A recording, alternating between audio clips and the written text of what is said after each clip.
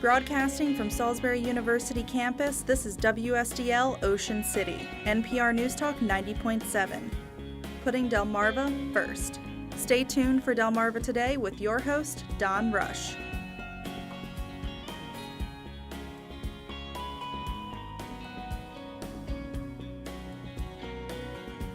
It's been a tough week for President Donald Trump. Welcome to Delmarva Today. This is Don Rush. The week has been capped by an anonymous editorial, which the New York Times says comes from unnamed administration official who says that he's part of the resistance. It was a scathing rebuke to a president whose White House had already been hit with a new book by Bob Woodward entitled Fear, Trump and the White House. It provides a devastating look at the president and his administration in the first year. And all of this came on top of what was supposed to be the main event this week, the confirmation hearings of Brett Kavanaugh to the U.S. Supreme Court. To take a look at the tumultuous events of this week, in our studio this morning is Salisbury University political science professor Michael Laughlin. Welcome to the program. Good morning. So I could ask you what the heck is going on, but let's start with I guess the most unusual event, which was this op-ed page, anonymous op-ed that was published by the New York Times. And in it, this person talks about the root of the problem is the president's amorality. He says that the president is not moored to any discernible first principles to guide his decision-making, and that there were even early whispers within the cabinet of evoking the 25th Amendment. Ever happened before? No, I think this is unprecedented. Even though one can remember discussions of George W. Bush's presidency where people questioned his ability to handle the English language, and there were books written called Bush's Brain and this sort of thing that gave some doubt as to how intelligent, how insightful George W. Bush was. Nonetheless, there was never the revelation or never the discussion that somehow there was not some kind of rational decision-making process going on, so that decisions that were made by presidents did reflect at least some kind of discussion, considering options, and that advisors would be influential on a president's decision, and the decision would be made. Instead, what we have here is apparently, this is what the insight really says is this is from the beginning of this presidency. So this not somehow has just emerged in August. Instead, this is what we have heard, an accumulation of evidence coming out where there is an irrationality to this decision-making process. In political science and under policy analysis, we have what's called the rational actor model, and it's an aspirational model. And then the idea is that, well, under the best of circumstances, decisions will reflect a reasonable discussion of a variety of options and the evidence that will be relevant to decision making. What's apparent here clearly is the evidence and the allegations that Trump doesn't operate with that at all, that there is impulsivity, there's the evidence is irrelevant, expert advice is considered marginal at best, and hence what has happened is you have institutions now within the bureaucracy that have taken it within their own hands to try to undermine, to avoid, to ignore presidential orders and decisions, and apparently, for the most part, have been able to get away with it. We heard this morning, actually, on Morning Edition, an individual who, in the Reagan administration, I believe it was about 1987, I think it was, when the Baker came in as chief of staff, and one of the questions came up was a 25th Amendment issue, and whether or not Reagan, by that time, was able to continue with the presidency. They passed this around. Baker interviewed him, talked to the president, was convinced that no, he was up to snuff. And this was both, not so much mental acuity as just the physical acuity, because he was fairly old. Does that compare with what we're seeing now? Because Reagan on the one hand, he did read a lot actually, but on the other hand, when it came to governing, they limited it to about a page or 2 pages, and that was also true of his governorship. Well, I think that probably comes closest to the situation we have today, and that is that I recollect in that period when Reagan was elected to a second term, the National Security Advisor had given the president a list of priorities, 10 or 12 priorities, and wanted the president to take a look and to check off which ones to prioritize. And he got the paper back, and the president said, all of them. And the story goes that the national security broke out in a sweat and was perplexed, right, about that. So I think that's certainly that's one case, but even in those circumstances, as you're pointing out, that particular president listened to the advisors for the most part, watched television in the afternoon with his wife Nancy, and essentially let the government be guided by advisors and the like. In this case, however, we're starting with the beginning of a presidency and a tumultuous, intemperate president who is of course volcanically, as they put it, angry at the suspicion or the allegations that this is what's happening to him. So we're in more dangerous territory here, I think, because of this president perhaps rebelling against this. And again, the turnover in the White House and turnover of chief advisors is troubling in this respect, that we have a chaos there as well. So the whole scenario whereby you think that you're going to have officials from these institutions in place for the duration of the presidency to keep this particular president within certain guardrails, well, that may be misplaced. That scenario may not actually play out the way many people, particularly I think in the Republican Party, think. There was an interview this morning on Morning Edition with Senator Marco Rubio, and he was asked about the president's temperament and so on. And his response was, well, he doesn't do the things that I would certainly do. He's not a politician, he's a businessman, so he was not going to be doing or expressing views that necessarily will correspond with mine. But from what he's seen from policy, he thinks that the president is on track, that he's not concerned about that. He does not see the president's behavior as necessarily a sign of instability or trouble. I think Senator Rubio is disingenuous. I actually think that he does know what the reality is. However, I think that what has become clear is in the face of all that we know about this erratic, undisciplined, and objectively speaking, dangerous president, the Republican leadership and the rank and file still stand behind this president. Why do they do that? For two reasons, I think. One is the Republican Party agenda is being advanced. Tax cuts got done. The train is moving forward on the judicial agenda, that is to populate the federal judiciary with conservative appointees. He's taking the advice clearly from the Federalist Society, and we have the Supreme Court nominee going forward. There's no question at all that Brett Kavanaugh is not going to be appointed to the Supreme Court. So that the Republican policy agenda is advancing.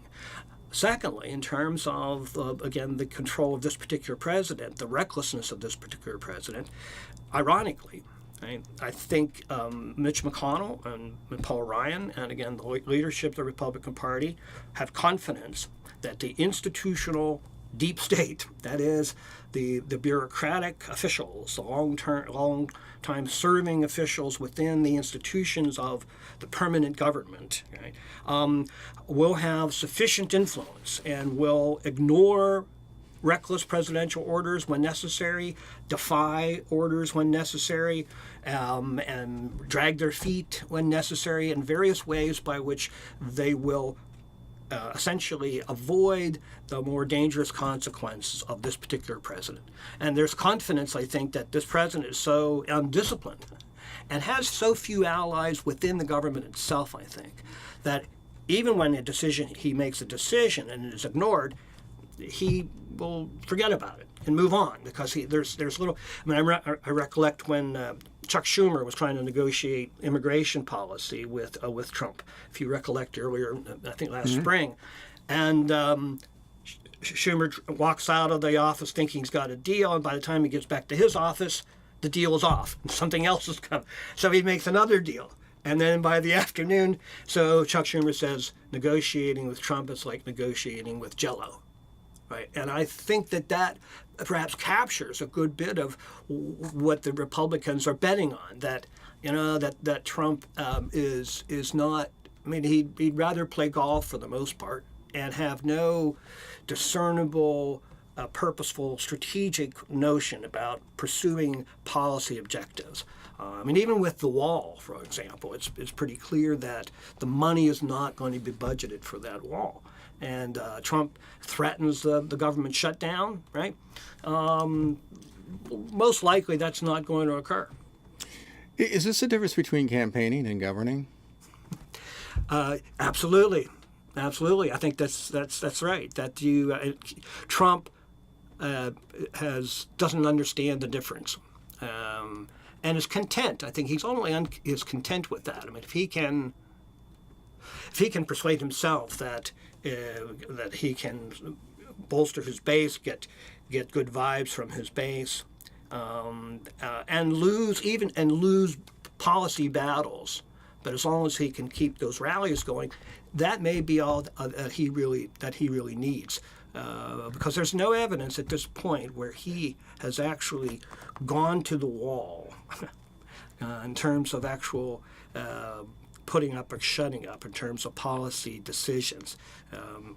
So as long as the Republican leadership, the Republican Party is the driver here, and so long as they're confident that their agenda is moving forward, they're going to live with this president. I mean, there's no evidence here. I mean, what's interesting about all this information now that would seem to suggest the embarrassment, you would think that the Republican leadership would be so embarrassed of the recklessness of this president that they would have to move forward either with the 25th Amendment or with impeachment and expulsion from office. Instead, they are hunkering down, as the Rubio commentary indicates. Let's minimize the personal dynamics of this president.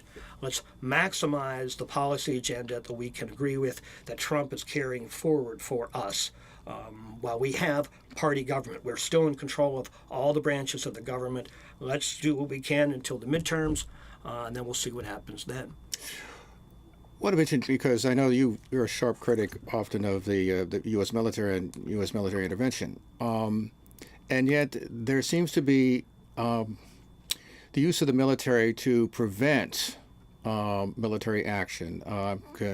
Woodward's book talks about the suggestion of the demand by the president to, say, assassinate the Syrian president, which apparently there's some denials about that. But nonetheless, and it's almost as if the military, which is not seen as an independent body, certainly in the Constitution or even the Federalist Papers for that matter, that they're placing a check, that one is placing one's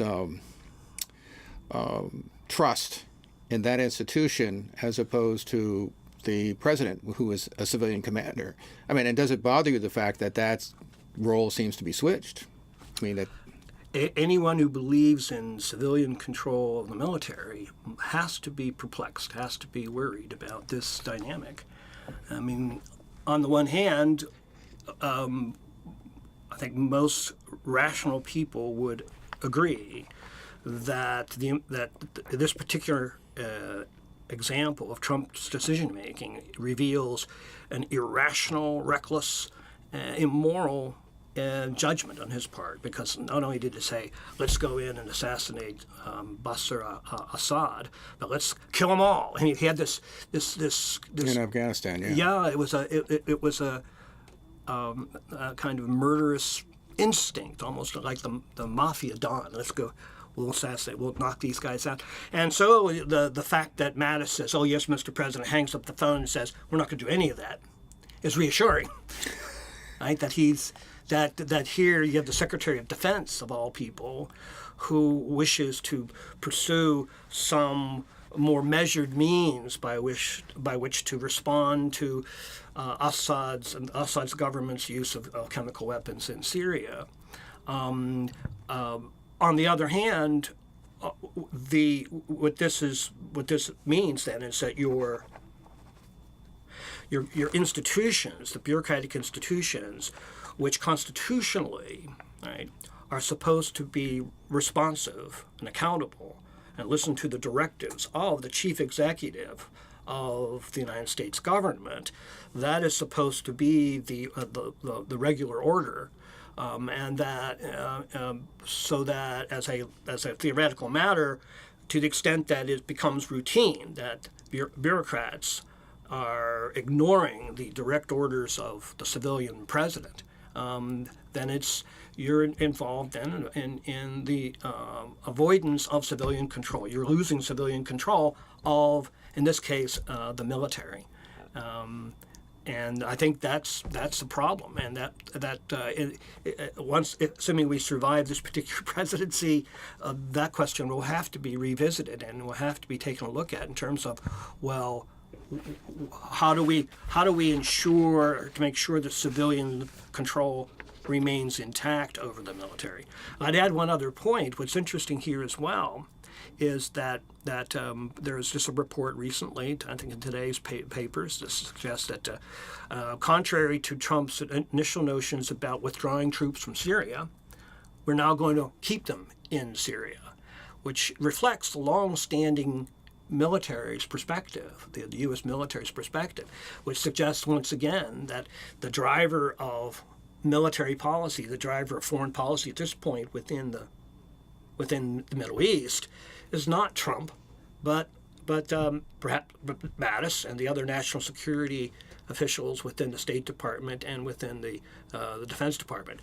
Whether or not that's wise policy is one consideration. The other question is who's in control, who's actually directing the ship.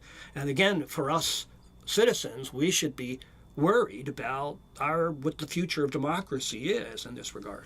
Well, let me say along those lines. I mean, it does seem to me that, particularly his remarks about the situation in Afghanistan, where they talked about a strategy, he says, well, we'll just kill them all, as it were, or his frustration with Syria and the idea, well, just assassinate them or whatever, or we'll just pull out. That those seem like they're a simple approach to very complicated problems, and that he's bringing to a mindset not a whole lot of experience in terms of the complexity that the world presents himself or presented to him when he ascended to the White House. I mean, there seems to be a gap here. Absolutely. I mean, the consideration within Syria, of course, is the role of the Russians, the role of the Iranians, who have been important allies with Assad's government and has essentially helped enable Assad's government to regain power, I should say, and what would have been the consequence of if Mattis had said yes, sir, and actually put together an attack team, special forces, and assassinated Assad. What kind of dynamic would that have generated with the Russian government and certainly with Iran in terms of the whole dynamics of the Middle East politics? And that's clearly why Mattis just ignored that order, because you have folks within the Defense Department and the State Department who do understand the complexities of the politics of the Middle East and have some sense of when you take certain actions, certain dynamics will be set in place. If you take other actions, other dynamics will take place. And clearly Trump, and this is, I think, reflective of he's clearly a novice. And although doesn't he reflect the frustration of the American people? He certainly does. I think Afghanistan is a classic example. Longest war. Geez, why are we still there? Yes, I think I think a legitimate frustration he represents. Absolutely, and to my mind, when Trump said, "Well, we really should sort of get out," you're sympathetic to that. I am entirely sympathetic to that. I think in fact that's the wisest move. Yeah, right.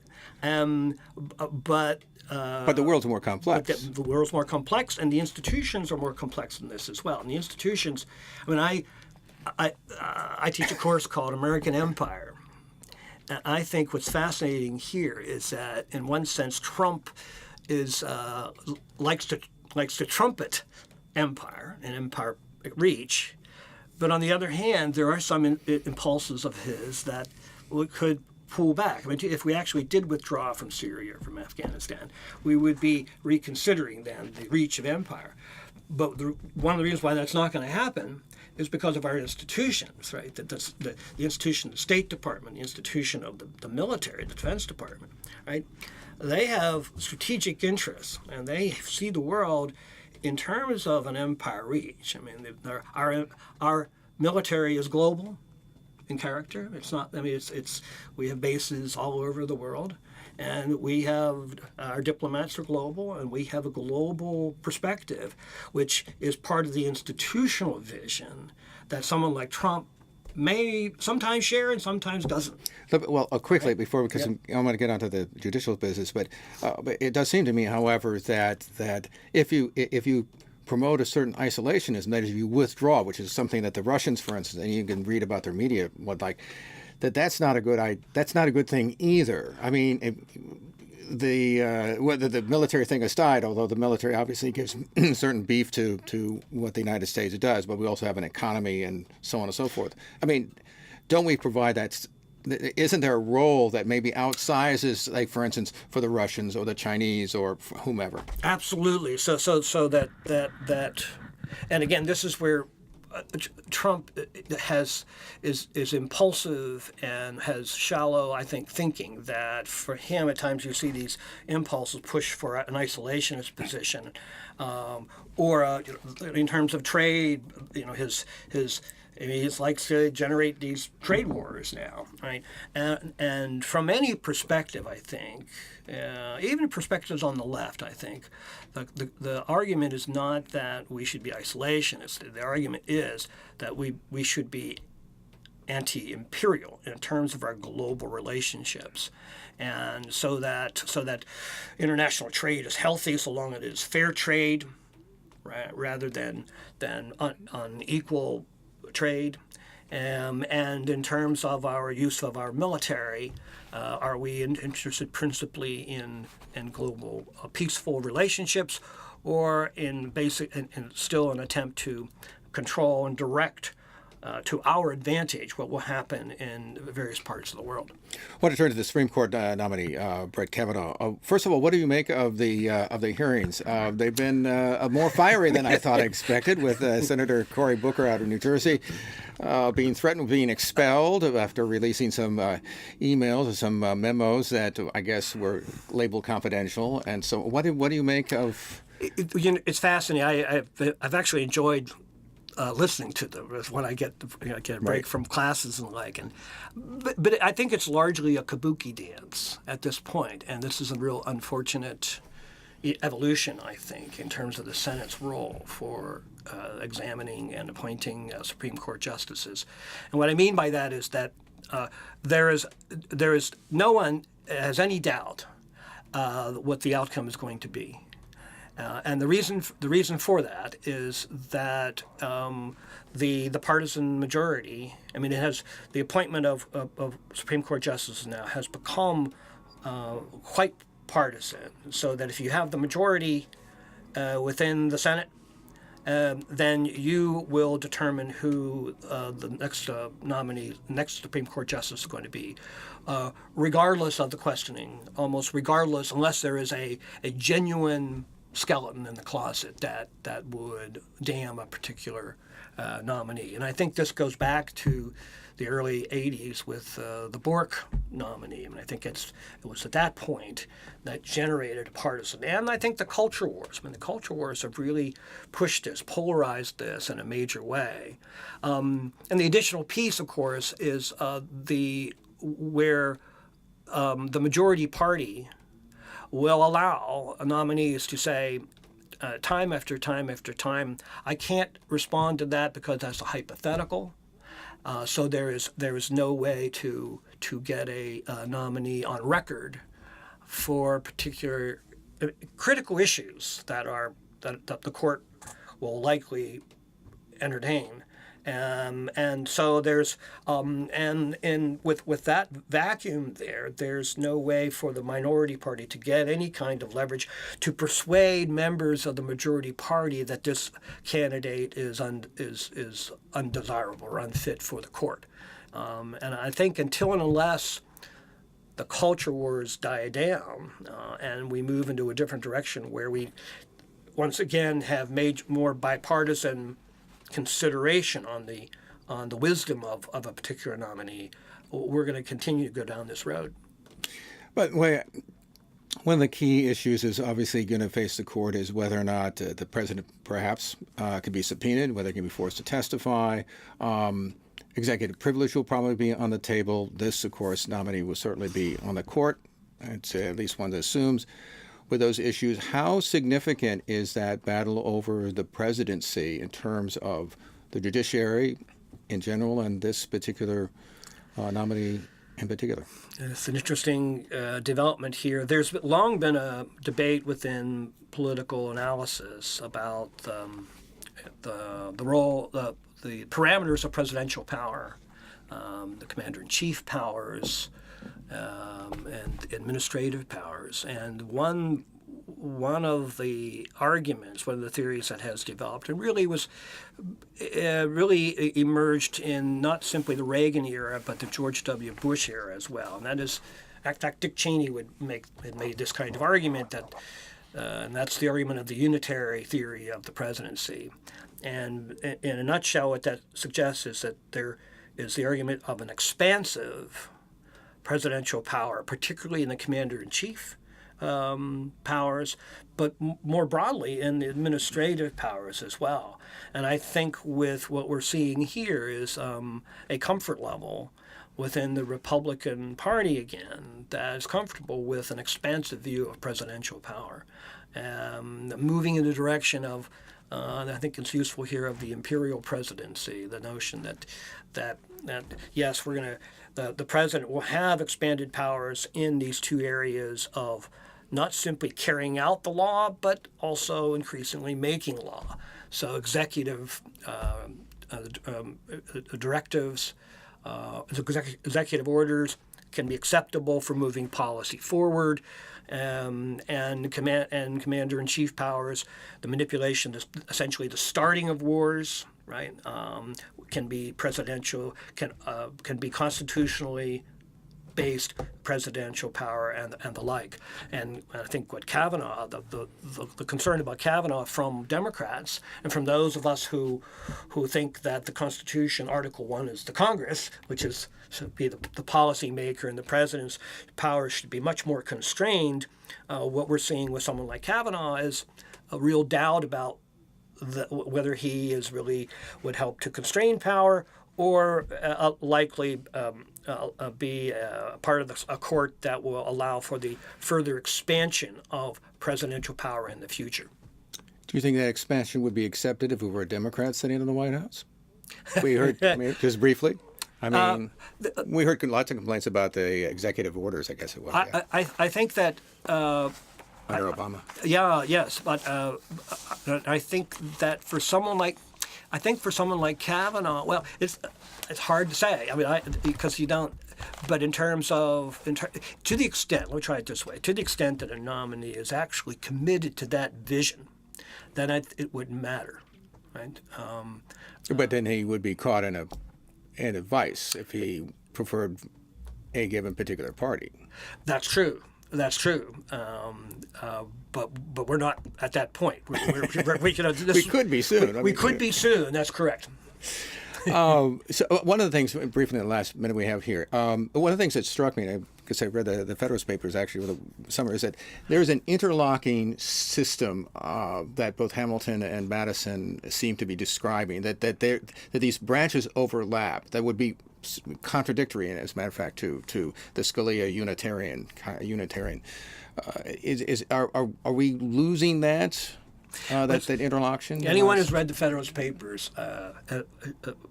draws from that. The profound insight that these framers had was there were going to be three branches of government, and they would be interlocked, interdependent, and then would help check each other's powers.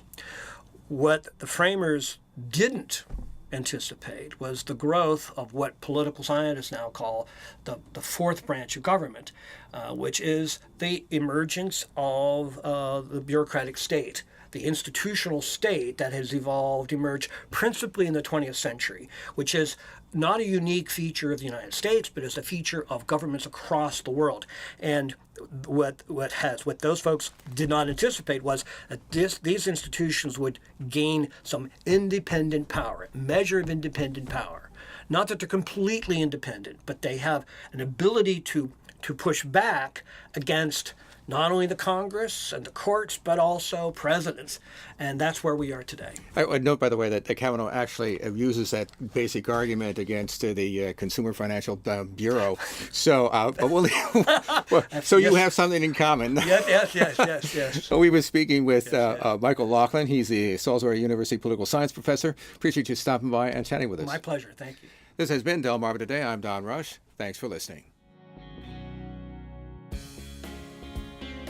Thank you for watching Delmarva Today, a production of Delmarva Public Radio. Production and audio engineering by Chris Rank.